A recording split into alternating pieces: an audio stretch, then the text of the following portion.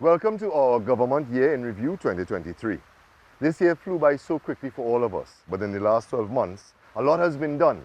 And this series takes a look at each ministry, briefly dissecting their accomplishments and self-evaluating our performance as a government as we continue to work towards our required goals and your expectations. So stay with us as we take you through this series.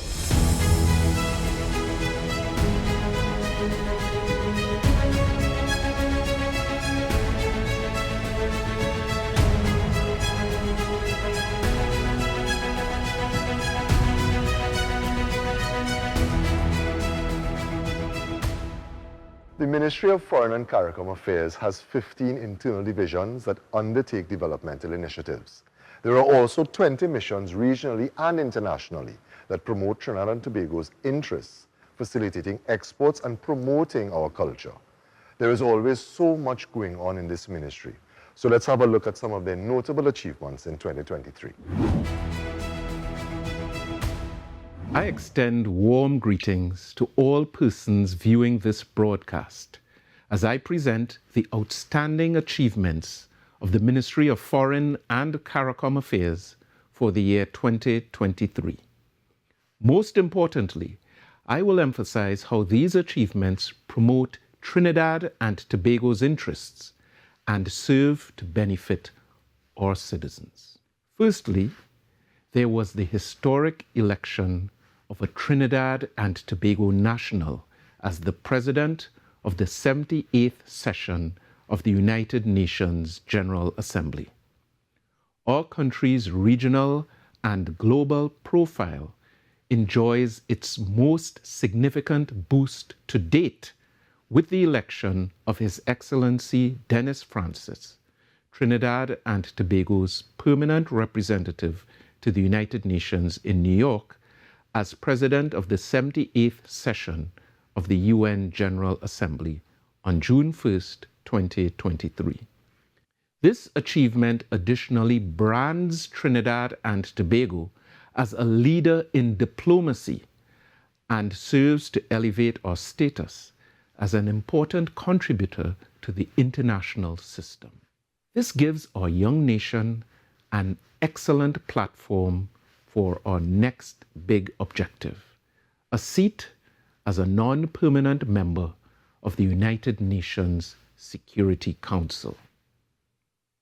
Another major achievement was the declaration of August 11th as World Steel Pan Day by the United Nations. This memorable and enduring achievement was made possible through the negotiations of Trinidad and Tobago's team at our permanent mission to the United Nations in Geneva, as well as our team at our permanent mission to the United Nations in New York. This declaration offers Trinidad and Tobago an additional international profile, the hosting of the 45th regular meeting of the Conference of Heads of Government of CARICOM, and the simultaneous launch of the celebration of the 50th anniversary of the Caribbean Community was another important achievement. The Ministry of Foreign and CARICOM Affairs led the frugal planning and coordination of these events, side by side with the CARICOM Secretariat, and hosted an outstanding list of leaders in 2023 right here in Trinidad and Tobago.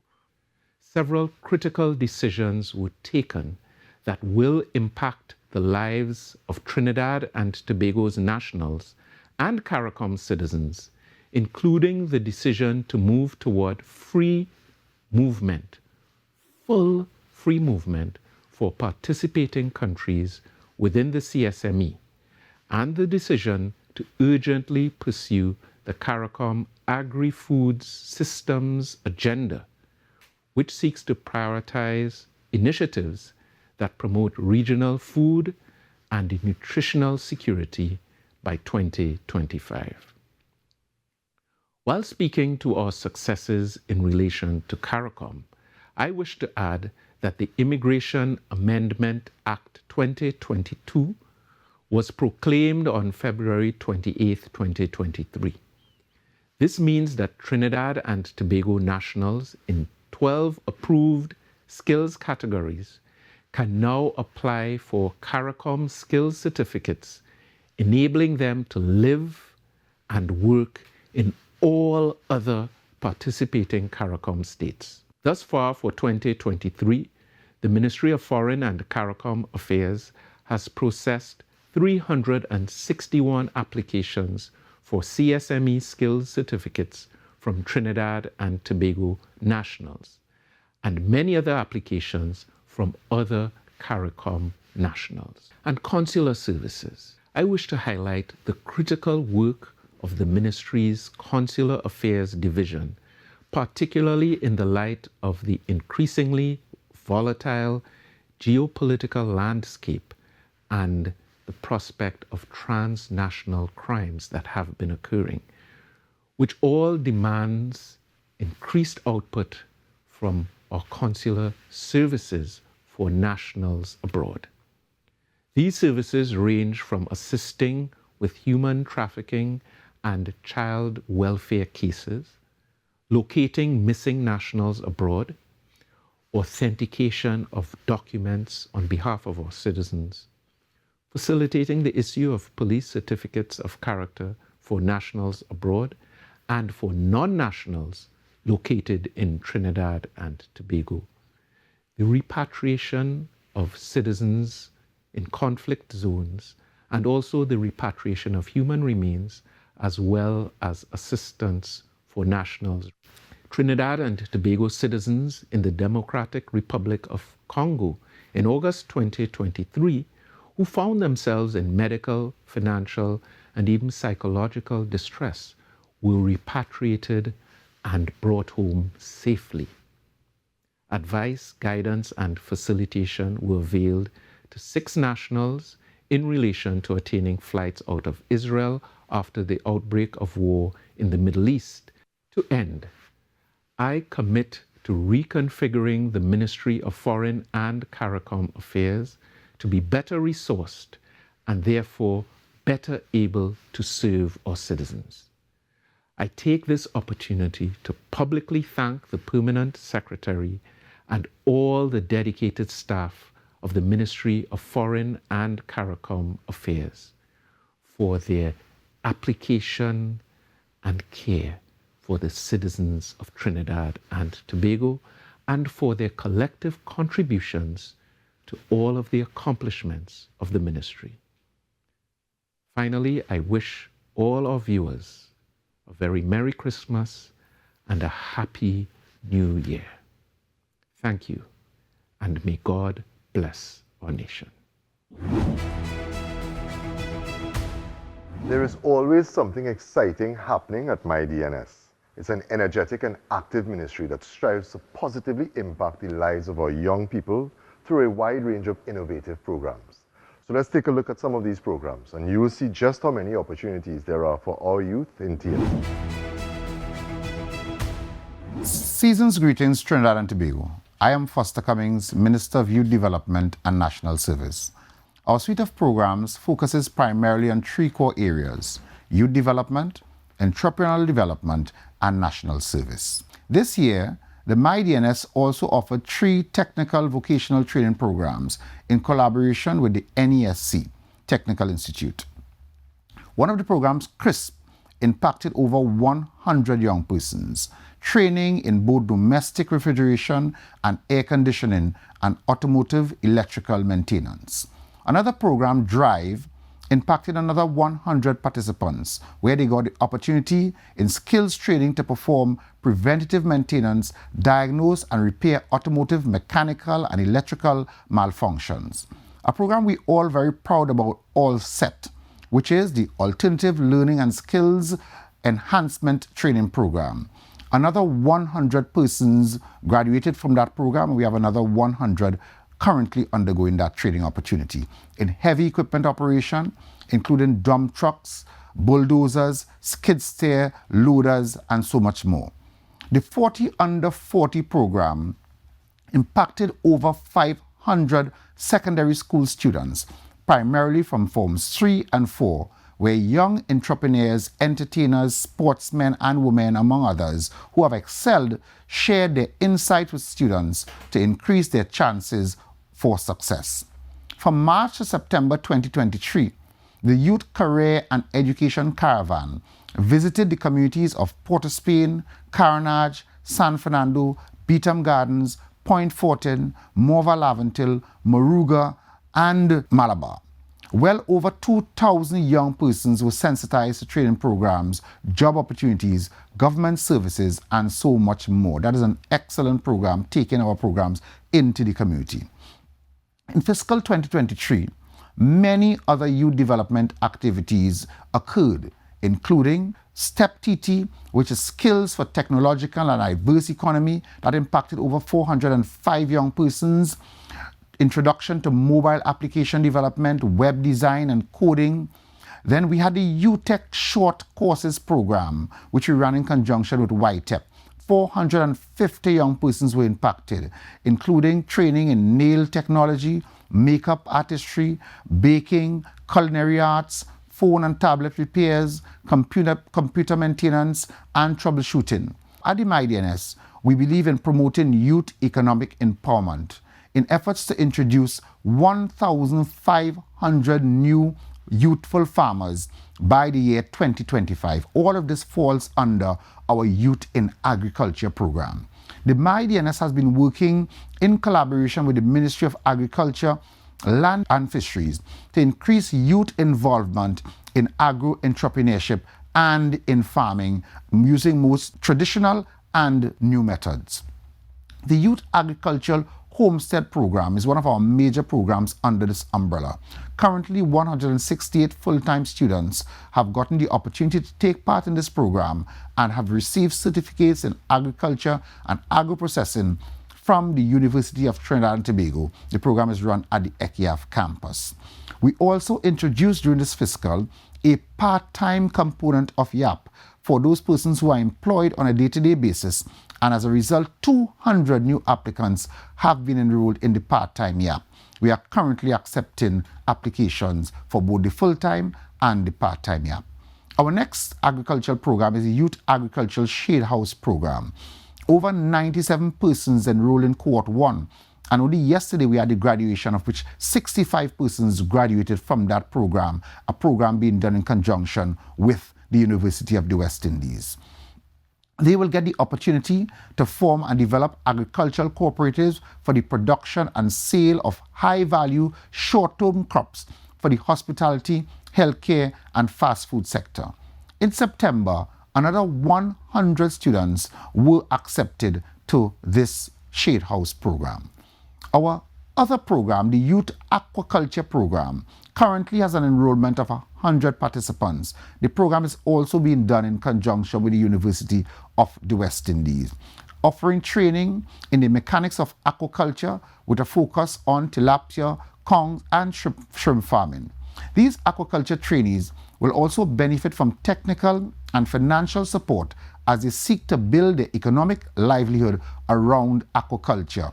As we end one year and begin another, I pray you have a bright and a prosperous 2024 where we promote youth development and encourage civic-minded citizens to contribute to national service across Trinidad and Tobago. I thank you and may God bless you. Investment performance continues to demonstrate the confidence in Trinidad and Tobago's economy. This minister tells us of the results of the strategic approaches the ministry adopted for diversification, putting Trinidad and Tobago on a trajectory of sustainable growth that ultimately benefits all the people of TNT. As 2023 comes to a close, I am pleased to reflect on the trade, business, and investment performance of the non-energy sector and our major accomplishments. Continued confidence in the economy was demonstrated through the stellar investment performance.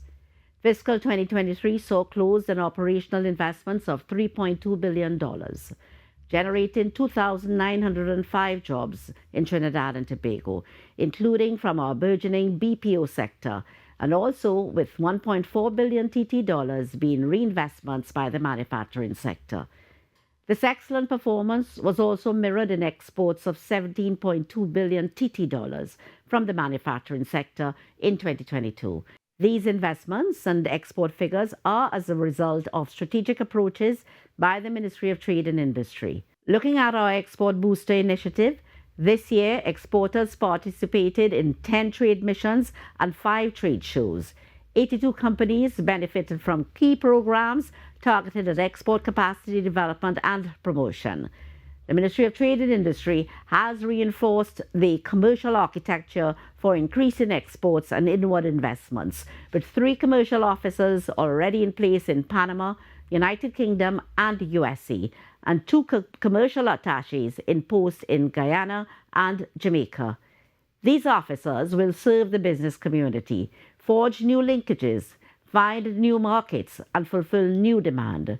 As we expand our market access opportunities for our manufacturers, we move to conclude the 4th and 5th rounds of negotiations for the Trinidad and Tobago-Chile partial scope agreement. Full conclusion of the agreement is imminent. Another 100 young persons joined the non-energy manufacturing apprenticeship program, whilst the wood and wood products program continued. We've also put in place the start of the apprenticeship program for the yachting marine sector. And these programs will build the skills of over 500 persons to be integrated into firms, with some already receiving first-hand experience within the private sector. The Phoenix Park Industrial Estate is now complete, with 18 tenants currently committed to the park, occupying 2/3 of the available spaces. Tremendous progress has been made with the establishment of a new special economic zone regime. Regulations were laid in Parliament, and the enhanced suite of incentives will be completed before year end, with the SEZ authority in full swing by 2024. As we continue our reform agenda, a key achievement this year was the proclamation of the Scrap Metal Act 2022 and Scrap Metal Regulations 2023. A scrap metal unit comprising 8 inspectors was also established to enforce the modernized legislation and regulatory framework. Since the reopening of the industry, the value of exports of scrap metal stood at $1 billion TT dollars in November 2023. As we continue to improve the ease of doing business, in July 2023, 36 e-services on the TT BizLink platform were enhanced to include online payments, among other features, allowing time and cost savings for stakeholders. Further, the Ministry of Trade and Industry began work to develop a new port community system to significantly mitigate bottlenecks and enhance the attractiveness of our ports. In its drive to diversify the non-energy sector and put SMEs on a trajectory of sustainable growth, the MTI has made financing available for approximately 120 firms through our various funding facilities and initiatives.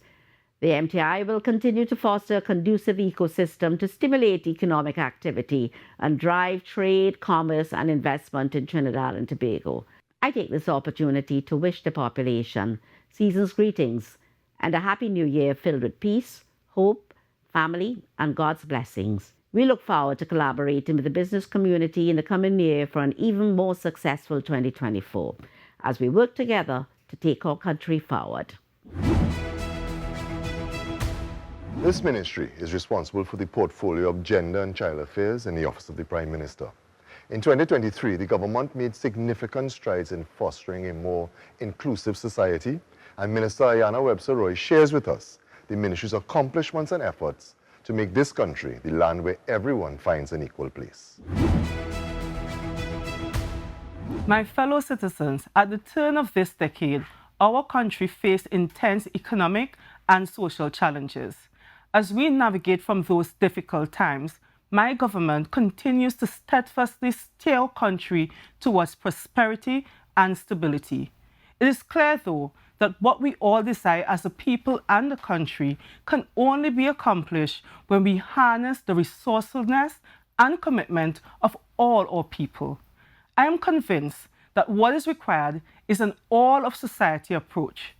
Over the past year, my government has made significant strides in fostering a more inclusive, safe, and peaceful society for all. We were unwavering in our commitment to champion the agenda of gender equality and the realization of the fundamental human rights of all women and girls. Together with our stakeholders, we pursued an intense schedule of programs and support services targeting women and girls, especially those who are living under vulnerable circumstances. These efforts not only addressed immediate challenges, but also laid the groundwork for their long-term resilience. Fellow citizens, in June 2023, Cabinet gave its blessings to the National Strategic Action Plan on Gender-Based Violence and Sexual Violence 2023 to 2027. This stands as a defining moment in the history of this country. This comprehensive plan signals our unwavering commitment to combat gender-based and sexual violence through transformative, all-encompassing societal interventions. Though several activities have already been undertaken or have commenced, full rollout of this is expected to be accelerated in the next months ahead. As we continue to place childcare and protection as a major pillar of prosperity and stability, my government continues to make significant investment in childcare and protection. A cornerstone of this effort is the establishment of the high-level Interministerial Standing Committee on Child Protection, which plays a vital role in monitoring and coordinating various facets of the child protection landscape, including childcare reform. Through the engagement of the major stakeholders, we have ensured that all our children in alternative care are now in licensed children's homes. In keeping with the need to ensure the best quality of care for children in community residences, we partnered with the Children's Authority and the University of the West Indies to provide training to caregivers and supervisors of children's homes. The National Interagency Protocol for Child Abuse Prevention and Management was also launched and is operational. The protocol provides standardized procedures for preventing, identifying, and managing cases of child abuse to ensure a more streamlined and effective approach between child protection agencies. As we urgently pursue the transformation of the childcare system, we do so with a firm commitment towards prevention and the belief that children are the best cared for in a family and in communities. The introduction of the kinship foster care system strengthens this family-based approach, ensuring care for children who are unable to remain with their biological families. The Children's Authority has embarked on an aggressive campaign to ensure that children are placed in stable homes where they will be loved and cared for. The ongoing Child Rights Ambassadors Program and U-Report Forum continue to amplify the voices of our young people to educate as well as communicate their needs and concerns. In the upcoming year, paramount focus will be placed on prevention strategies. In doing so, we hope to promote a culture of respect and equality from the early stages of life so that we may lead Trinidad and Tobago towards a future where everyone can truly find an equal place. On behalf of all of us at Gender and Child Affairs, the National AIDS Coordinating Committee, and Central Administrative Services Tobago, I wish you the very best for the Christmas season. And as we approach 2024, may God continue to bless your homes, your families, and your hearts. Have a wonderful holiday season. Thank you for watching. Join me as we wrap up 2023 in our next episode of Government Year in Review 2023.